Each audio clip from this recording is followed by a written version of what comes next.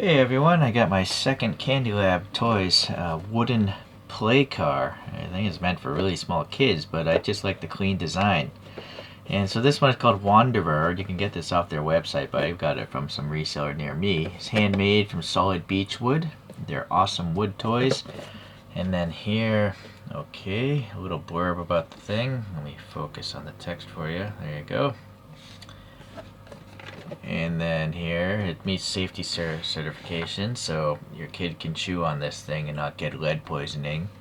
It says copyright here, well, something 2008 in some language, so maybe that's when this thing for this particular design first came out.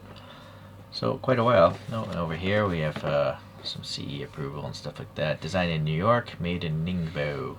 Oh, but this particular toy says 2022. So I don't know when it was made or originally came out, but let's find out what's going on. I like how it's just cardboard packaging. I like that. It's actually quite functional. It's easy to open. The thing is protected, and if you do throw it out, you're not gonna have any of that in your body later. There's some sort of process here. It says 3, 2, 1. So you gotta pull it up backwards, it looks like. So there's a tab here. Oh, you gotta bend the cardboard tab a little bit, maybe. Oh, maybe it's back here. There we go. I think. I got that tab out. Alright. Yeah, so it seems... Yeah, there's a tab hole or recess there. There really wasn't one in the back, so... Keep it glossy. Damp cloth if you want to clean it. And then he's got this funky rubber band holding it down on the cardboard thing. So that's really smart packaging. I like it a lot. A standard plate. Okay, they must have different sizes. And so I have no idea what could have possibly inspired this design. No idea at all. But on a different note, I found some images of a really cool truck. It's a 1976 International Harvester Scout 2. Yeah, that's a cool little classic truck. Anyways, not related to this, of course. So we got here, the base here, it's got CandyLab printed there, designed in New York. The logo there, lot number DNG147. Well, that doesn't really help collectors out if you're collecting these things. It would be nice to have a date on the bottom of this thing, so if you buy it without packaging in the future, you would know how old it is, or if you bought it at, like, say, a used toy store or a thrift shop. Now, being handmade seems like quality control, could be a little bit, I don't know, maybe this is used also. One thing for sure is the box isn't sealed. There's no tape seal on the box, so was this used? I don't know, but there's a big chunk of paint missing right there, like it was dropped. It's really weird because it's within the tires, so I don't know how that could have gotten there. There's a big metal plate I'm seeing in there. I think it's maybe a magnet, and you can pull a trailer. Okay, the tires are really neat. They're rubbery, but they have, tread, and they're really domed, I think, possibly to reduce rolling resistance. You know what, also I should find out how heavy this is. Because if you want a good rolling toy that rolls far, at least, you want it to be heavy. Yeah, you can hear the treads for sure. Let me get the scale out here. That is not easy.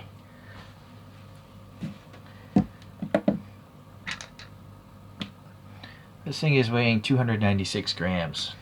You can't tell, but take my word for it. It's around 300 grams. Solid beech wood. Dimensionally, let's see what's going on here. The length is around 15 centimeters or 6 inches. Sorry if I keep losing focus. I don't need 3 hands. I'm going to change the angle here.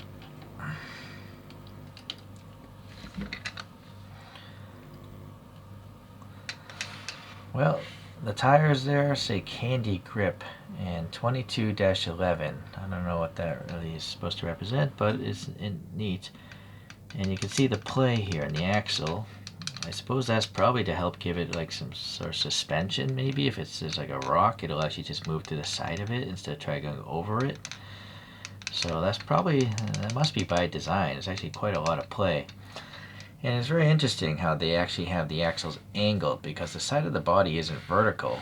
So that seems to be, well, that was on my other CandyLab, so maybe that's just a design trait of this brand. It's interesting, there's also a chamfer here. It's not only that this isn't vertical, but it's chamfered in two planes.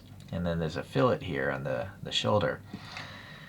And the white paint looks pretty good. And then this is tampo printed. It's not a sticker, so that's nice. 320, not sure what that represents, but it looks like an engine, cubic inch displacement thing to me. And then the Wanderer badge is nice. It's two colors, printed very well. And then the cabin here is two pieces of wood, and they're like a brown color. Oh, now I'm seeing there's a dent here. So yeah, they're not perfect models. It's made of wood, and I guess they didn't want to throw this piece of wood away, so they're willing to accept a few dents. And that's like a little, dent as well. Maybe the wood just didn't, the saw blade just chipped it out. Yeah, definitely some chipping from the saw process.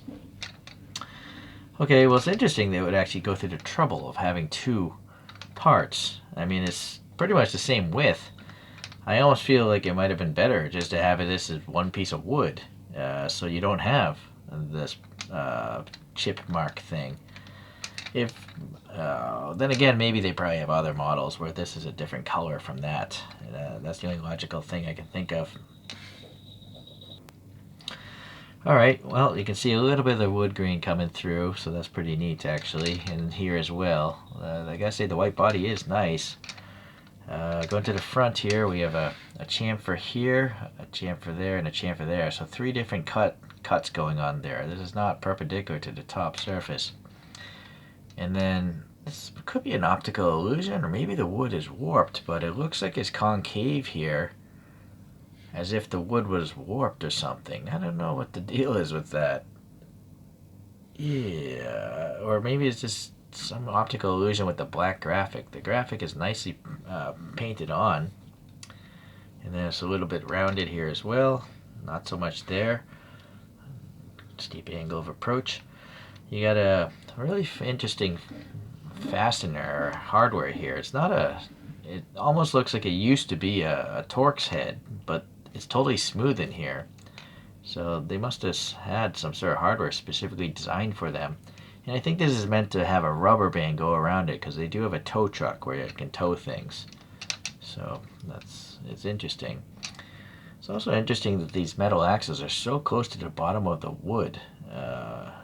Even though it's safety approved, I almost feel like this might tear out, but I guess not if it's approved. Going to the rear, I really like this really plain back end. Nicely printed taillights there. Again, a little bit of wood aberration there. And once again, it looks like it's bowing downwards, right? It looks like it's low here and high in the ends. But then if you look at the wood seam there, that's pretty good.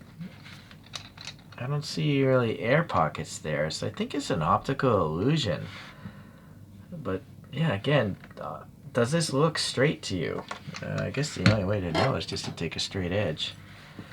I guess it doesn't really matter, but I'm just curious. Oh, you know what that is? That is curved a little bit. I think there's some light getting under there. So I'm not crazy. So, well, that actually seems pretty horizontal. I don't see any light getting through that. Crazy, the illusion of it. You can see the end of the wood grain there. It's neat. It's so it's definitely basic. I mean, if you look at like 1/64 scale resin videos, this is very far removed from the detail you find in those. But I like this. It's simple, but so well done. It's elegant at the same time. This retro paint job that they have going on here. The defects, if they're just there initially, I guess if you drop it, it's not gonna, you're not gonna be gutted because it's already dented in the first place. Yeah, I guess chipping this paint would be difficult to match, but the white wouldn't be too hard to match if you dropped it and stuff. So, alright. Well, very neat. It's high riding as well. Definitely seems like an SUV. I only have one other one, the Blue 74, which reminds me of like a 70s muscle car. And this one has slicks and also the same amount of play. So it must be by design to like move sideways to get around obstacles if you're rolling it outside or something. You know, again, it's so simple, yet I rather like it. And so this again, you know, being handmade, there's some wood chips, but so you have to accept that. If you're looking for pristine, perfect stuff, I don't think handmade toys are your thing. So looking at these now, definitely that looks like a car, and this looks like a high-riding SUV. And the tires, yeah, these are bigger tires for sure, taller tires. This has these crazy thick axles. This one, no, they're not thick at all, but there's a lot more wood trapping it, so it's interesting. And just the canted tires. This one has extremely canted tires. It's a very interesting design aesthetic. I don't know if there's a functional reason for it. If you really know about this brand, please leave comments for others. I'm pretty new. It's only my second one.